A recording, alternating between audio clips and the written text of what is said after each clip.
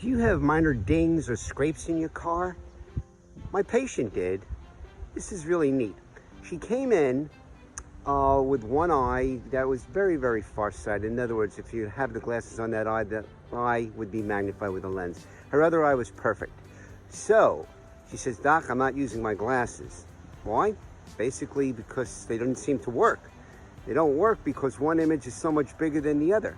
So again, as I've done with quite a few other patients, we decided to fit this young patient, she's in her 30s, with contact lenses. Just in the one eye. The other eye was pretty close to perfect.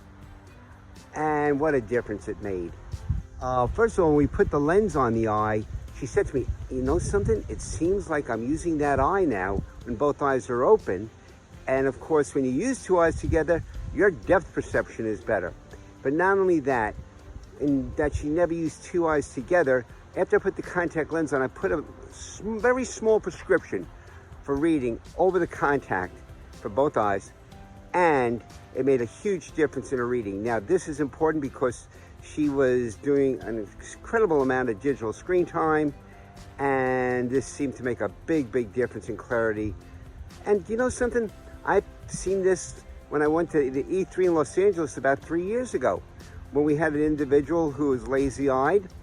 One eye was really farsighted, and I put a lens in front, not a contact, but I got a lens as close as possible, then put lenses over for reading, and the individual was able to push the material back and see it more effectively. Again, I would love to work with some of these gamers and some of the individuals involved with esports, because I'm sure that we can make a difference for quite a few, as the only thing a lot of them know about vision is to use blue blocking lenses, which do help, but there's a lot more dealing with both the focusing and aiming.